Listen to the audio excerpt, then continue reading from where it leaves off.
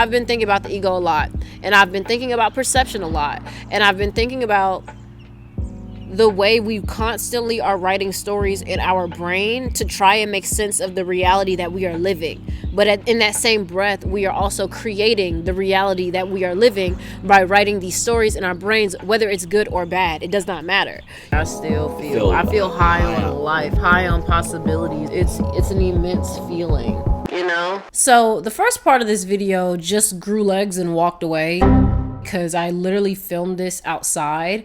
And I don't know where the intro went. So here I am refilming it. Maybe that's intentional. There's no coincidences. If you aren't aware, I have a website, alchemyofcreation.org, that I have my YouTube master course on, as well as spiritual consulting services and one-on-one like business/brand consulting services. So if you're interested, check that shit out. I also have an OnlyFans where I do ethereal, naked shit all the time, and I just look fly.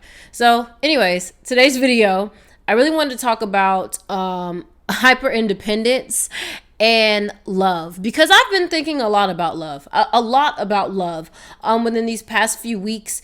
And it's so interesting because I feel like there's so many categories that we can divide life into, right? So like career, finances, friendships, family, and love.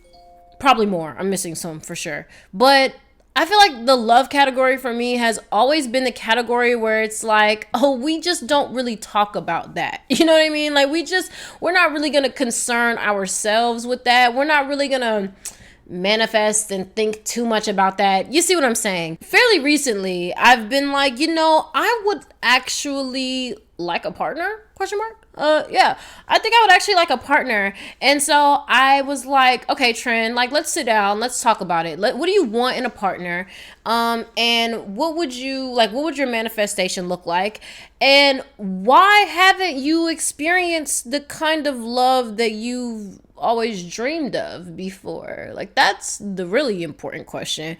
The answer was, because I have been very hyper independent my entire life. And when I was jotting down the topics that I wanted to discuss in this video, I came across a video on YouTube by this woman. I think she's a therapist.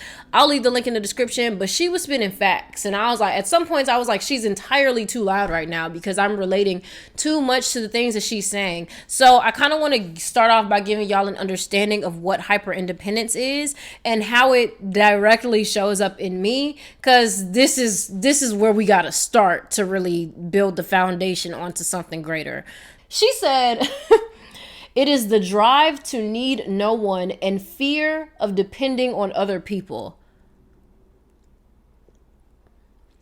The way she was saying that it stems in childhood is because you were not able to rely on the people who were closest to you. And for me, that's definitely the case. Whether it be my father being absent or like, it was very, very interesting because my paternal side was emotionally unavailable and my maternal side was, you know what? This is hilarious. I just figured it out. My father's side was emotionally unavailable and my mother's side was, like I said, neutral, but just too much in my fucking face. It was too much. It was overwhelming all the time. And for me, I'm an extrovert, but I grew up an only child. When I say like my mother's side was like all in my fucking space, it's like I had a lot of cousins. My cousins would be all over in my shit. Love y'all, but all in my shit. Just people just asking me questions. Just like there's a lot of older people in my family and they just be talking and shit. I'm just like, all right. It's too much noise over here. And then there's like not enough from my father's side. Like it was just not a great balance. You know what I mean? For a Gemini like myself. So I didn't really feel like I had much to rely on. Another thing is like with my paternal side, they had money, but my maternal side was always struggling with finances. So, a lot of us equate reliability to, or like stability to like finances and things like that. And so of course, like me being a child, I'm just absorbing the environment that I am placed in. And if this is how they think, this is probably going to be how I think as well. So yeah, that was a very prominent aspect of the way that I grew up, and just like my mind frame around a lot of the shit that I saw. Because I was just like, all right, how can I survive in this environment?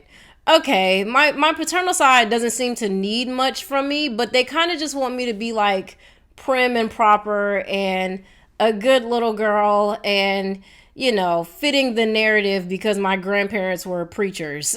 So it's like, you can't step that much out of line. We're not going to be down your throat because you were a child, but when you did start messing up, we've got we'd like to take you to church a little more, you know what I mean?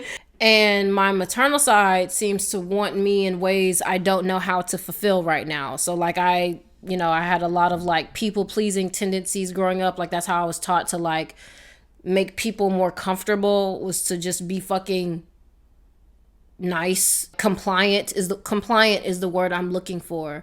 So it's like they want more of me, but I'm not comfortable being that way for them. Like it was just a lot of like, it's very interesting the way that trauma enters the brain, because when I was first like really digging into the spiritual journey, there was a lot of things that it was just like, I can't consider this trauma because this wasn't me being physically abused or severely abused verbally. Like, just the constant comparison to like, oh, maybe what I seen in this Tyler Perry movie type shit. Oh my God. I know black people everywhere were like, I feel you with that. But yeah, like it was very interesting to step back and be like, oh, that time that my uncle may have made fun of me for, or no, fuck that. That time that my uncle celebrated me for eating more food than when I would only eat, like one hot dog. And this time I ate two. And now he's congratulating me and calling his wife. And it's like,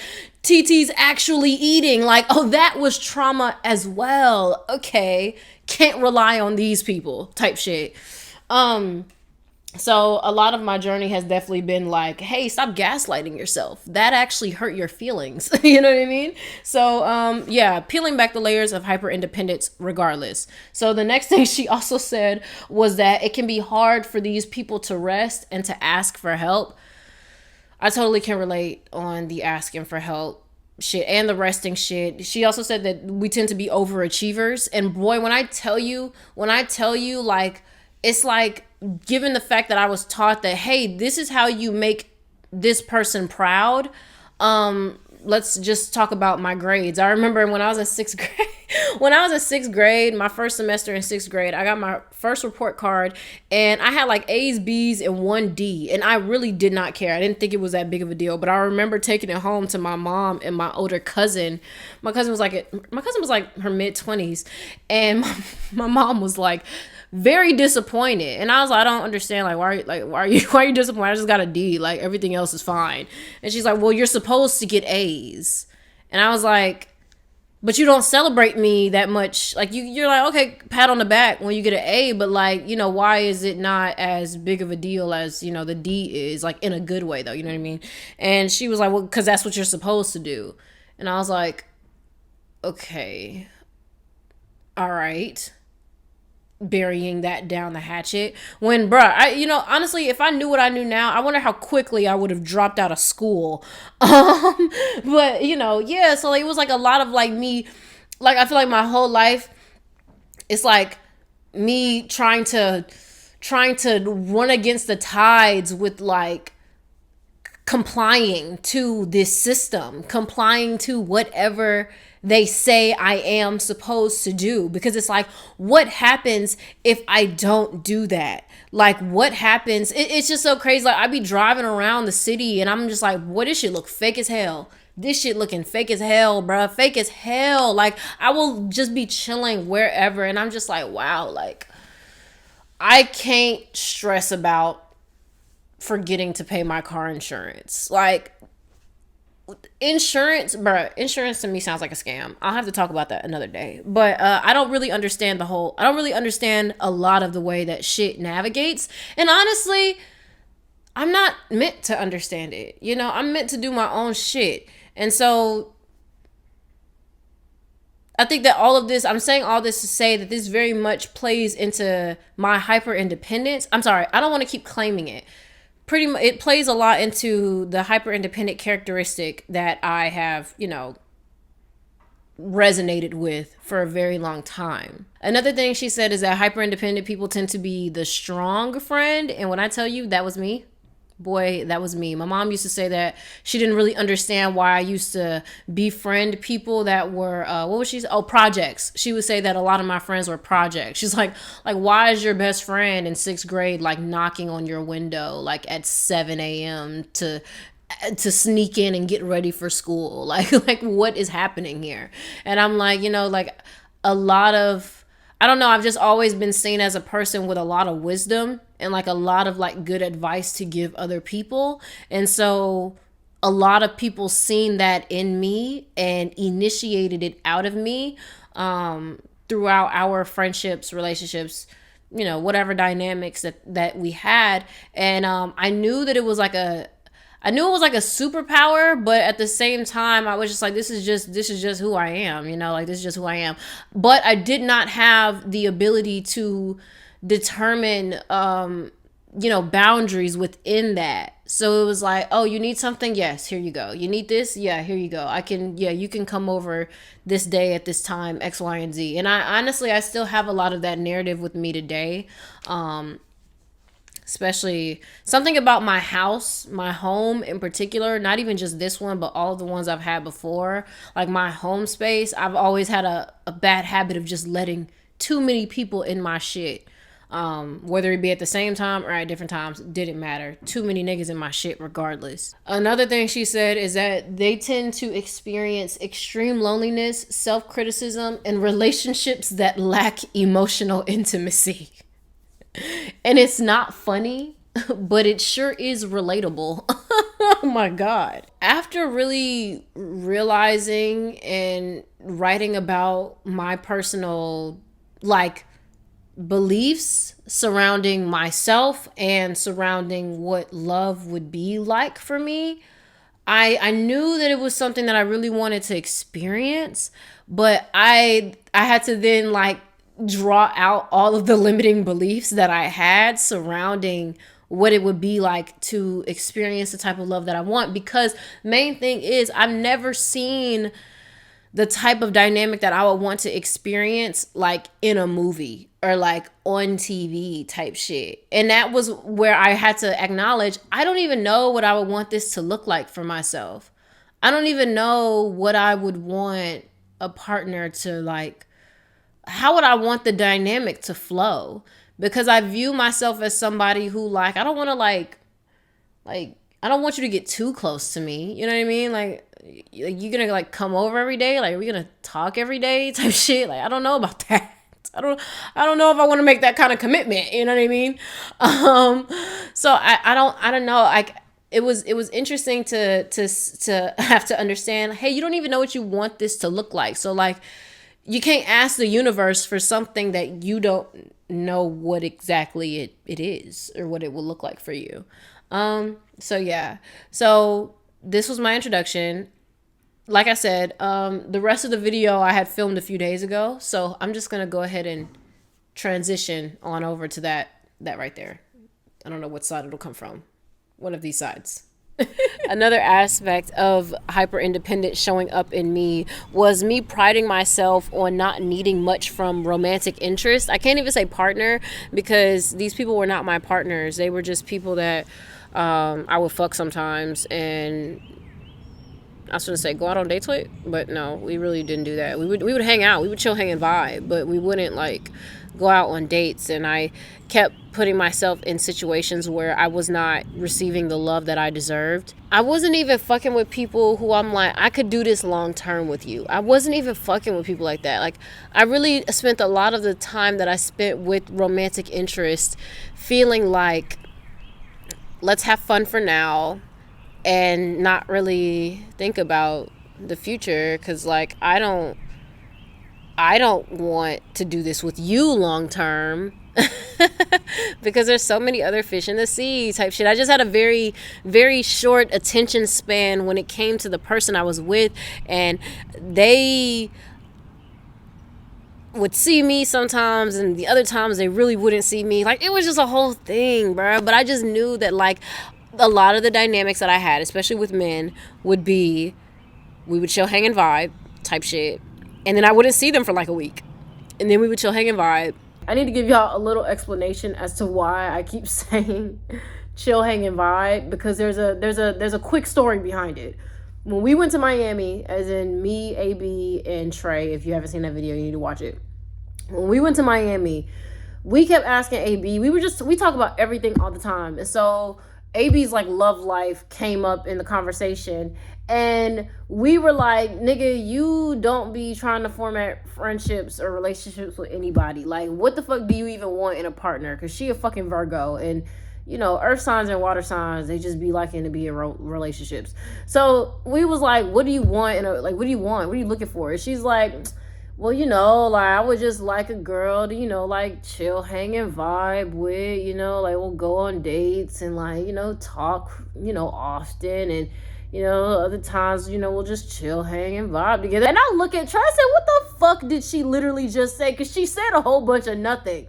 And this nigga Trey is like, you know, I think AB wants somebody to chill, hang, and vibe with. And, you know, when they're even not together, they're still chilling, hanging, and vibing. And on the weekends, they'll chill, hang, and vibe. And I'm like, oh my God.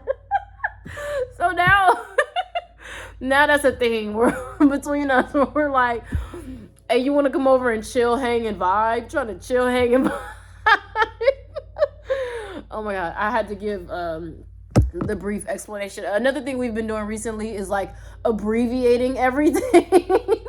We've been abbreviating everything. So yesterday, me and Trey went to the park, and I was like, hey man, can you help me make this tent for OF? Like, I was like, you get the abbrev. Like, we just be abbreviating everything, bro. It's just funny as fuck. Then I wouldn't see them for a week, and we also wouldn't talk much. So like, I didn't really mind. Like, I can't see myself talking to somebody every single day, which is another aspect of being in a relationship where I'm like, how exactly is this going to work for me? Because, like, I don't want to talk to you every day, or at least I don't think that I would want to talk to you every day. I guess a part of me is also scared of it going from, like, the honeymoon phase to, like, you just another nigga. Like, I don't want that. And I think that, like, given the fact that I was pitched that love is going to do that, yes, I know it will do something like that, but it does not have to be so, oh, I'm in deep infatuation with you, oh my God, all these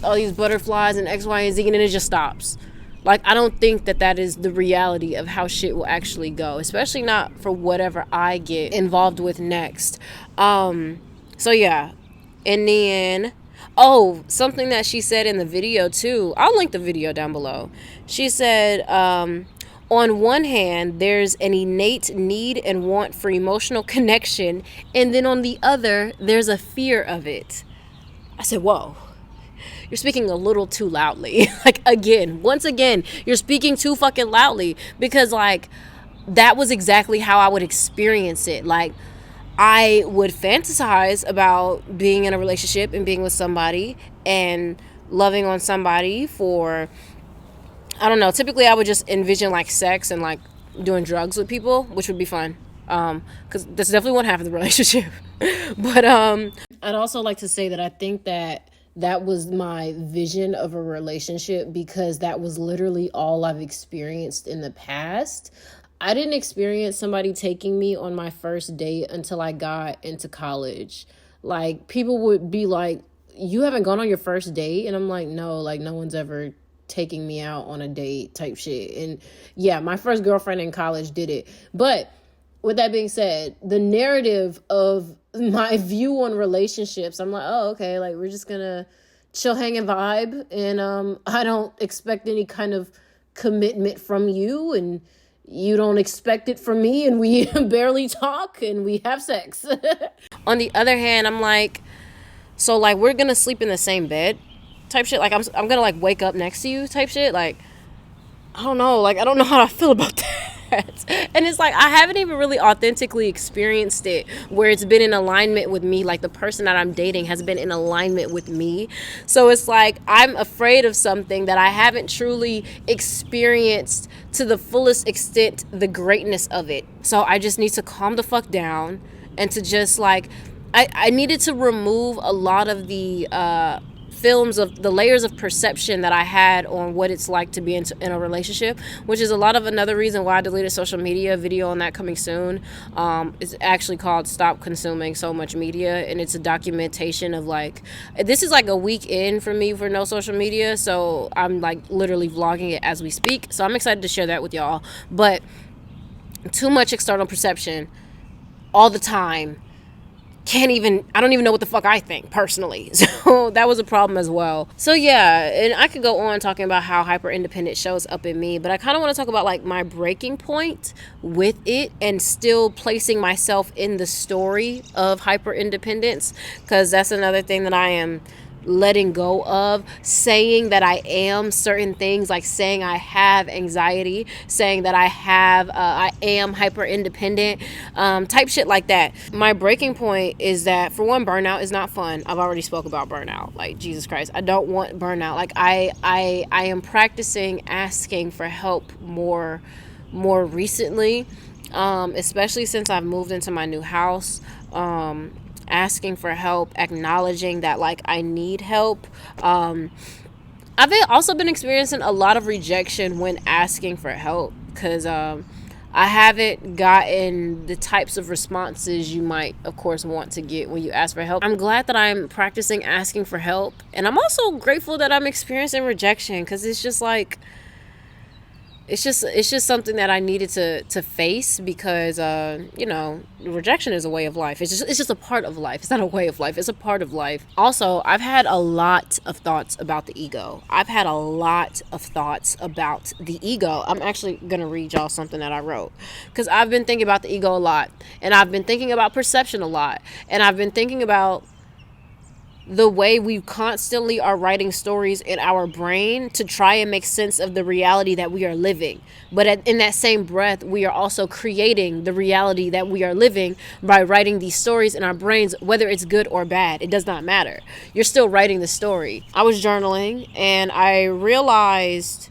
What the fuck did I realize? Oh, I realized a lot about my relationship with vulnerability in this. Okay, I'm just going to read it. I said, I rose this morning thinking about the ego's deep desire to constantly tell a story. I was experiencing a lot of pain and trauma caused by my own hand this week and last week, and monitoring my thought patterns. I know when my ego takes the wheel, when the ego takes my wheel, the way you frame shit is important. I know when the ego takes my wheel, it expresses stubbornness when reframing my mindset. So it continuously tells a sad and pitiful story, expecting the universe to respond how a very key member in my family would respond when I was growing up.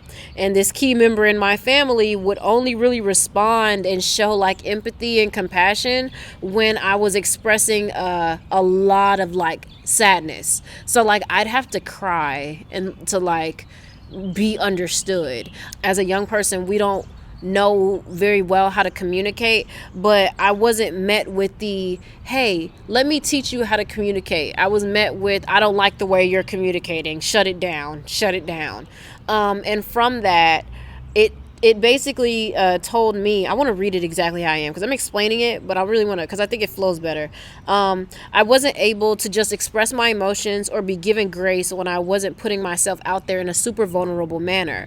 This person didn't respond to solid communication or give me the grace of not knowing how to communicate due to never being taught. They responded with grace and patience to me breaking down and crying. So that told me the only way to get what I wanted is by provoking sympathy out of other people, i.e. breaking down and crying. I am changing this narrative because I no longer want to use vulnerability as a weapon. Maybe this is why I have also had a hard time expressing vulnerability naturally, saying I love you, hugging for as long as I want, etc. I think I summed that up very nicely, because like I said, a lot of a lot of the way that we even have to address things is by looking at the way that we think about shit and looking at the way that we thought about shit growing up, because that's the root of it all. So it's like I'm able to now track my issues with vulnerability in the present moment to shit that happened in my past, and then I can rewrite my own story, because it's like I don't have to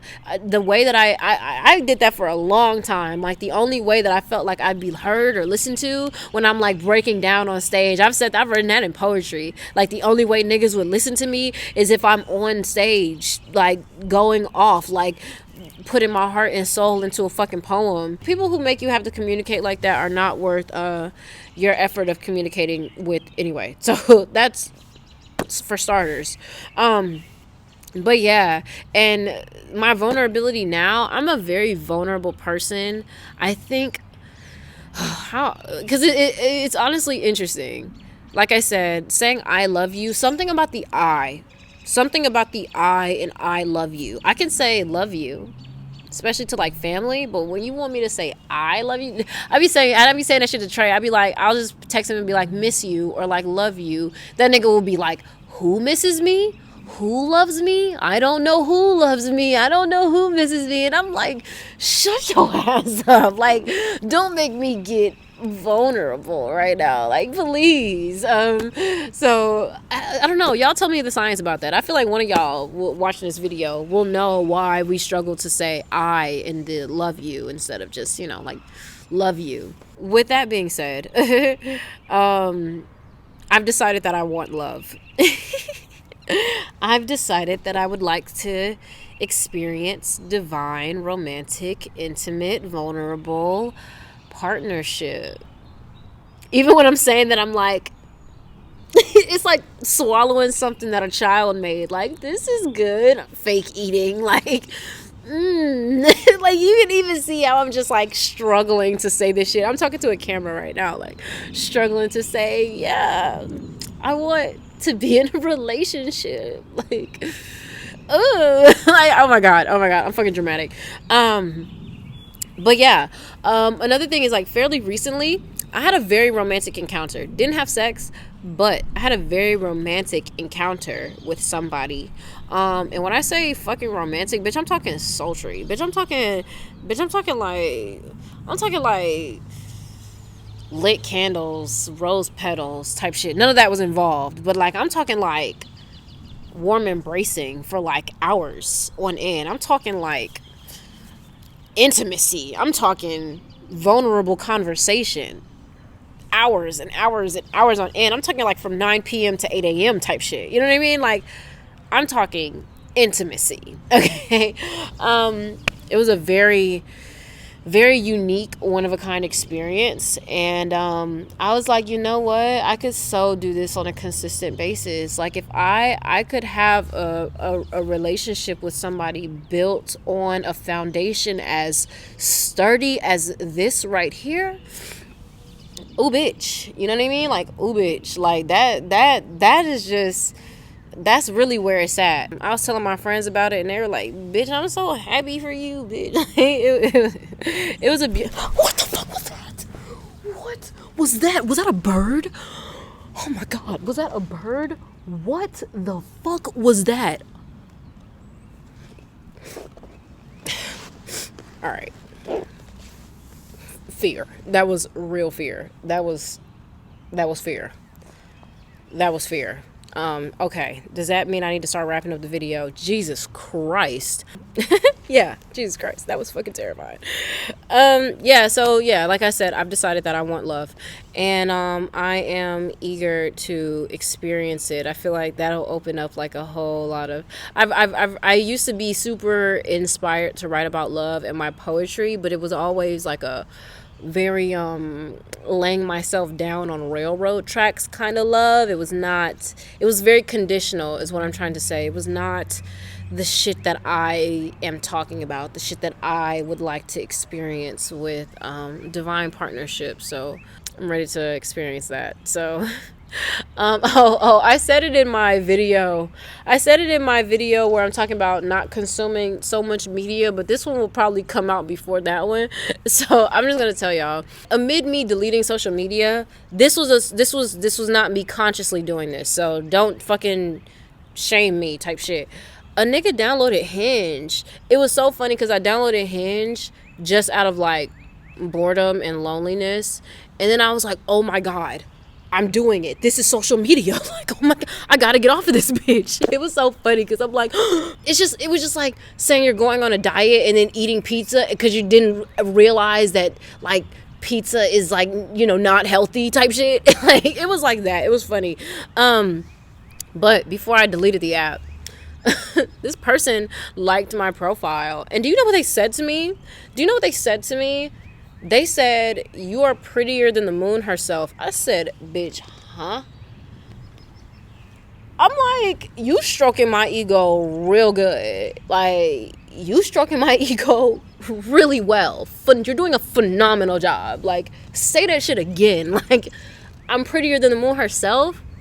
Nigga, you a poet or something? Like, what's up? Like, what's up? Like, that's how you shoot your shot at ethereal trinity. That is how you shoot your shot at ethereal trinity, bro. That's how you fucking do it. Niggas be in my DMs. You know how niggas be shooting their shot in my DMs? Niggas be like, oh my god, you are so beautiful, but it just pains me that you'll never acknowledge my existence. I'm sorry. Did you think that this would work? Like, why did you feel it's like when people message me and they're like, hey, I just seen you in Publix in Atlanta on this street. Bitch, what? You didn't say anything. Like, why are you telling me that you just saw me? Like, that's kind of creepy, not gonna lie. Like, stop doing that. Don't fucking do that to people. Like, that's fucking weird. You're telling me that you seen me out in public, but you didn't say hey. Why are you telling me that? Anyway, yeah, like, people, I do not have niggas in my DMs. Niggas are not lined up at my door, bro. Niggas are not lined up in my door. You know, like, I mean, I kind of would prefer to meet somebody, like, in the aisle at Trader Joe's type shit, but, like, if I gotta meet you online, if you're gonna hit me up in my messages, at least come, like, that nigga off of Hinge, because, like, say something clever. Niggas don't say clever shit. Niggas just be like the Hinge profiles that I seen, that nigga was like, the prompt was like, I go crazy for, and some nigga was like, sluts. I'm like, what? Do you think I'm about to heart your ass? Like, no. Like, oh my god. Talk to me in the comment section down below. alchemyofcreation.org is my website where I have my YouTube master course, 5-week program that covers different aspects of how to become a YouTuber or just content creator as authentically as possible, because that's what you want. You want to stay authentic and get paid for your authenticity. I also have spiritual consultations and brand/business consultations. I've been helping people like get a good grip on like how to grow their LLCs pretty much, especially when it comes to like creative endeavors or creative endeavors. That's the best way I could put it. So other than that, I really hope that you guys enjoyed this video. If you stayed till this part of the video, comment a 4-leaf clover. That's one of my favorite emojis. Also, my stripper name is Clover, and I just became a stripper like for the first time. I went to a club and danced. This shit was fucking trash. Will not be doing that again unless I'm getting paid a lot of money. Let me know about your personal stories below. Let me know about your personal stories of triumph below. Tell me about that. Don't tell me about your struggles. Tell me about where you've succeeded, even if it's something super small. Like, let's just share it in the comments. Like, fuck the negativity, spread the positive shit. Let's go. You already know. Hope you enjoyed this video. Peace out. It's the lullaby straight till the morning. Oh, how we keep it going. This love is only moments, girl. And you know I'm carrying the world. So just fuck me like the side boy. Save me from all of the pain and the drama. I'm playing whisper down the lane with my problems.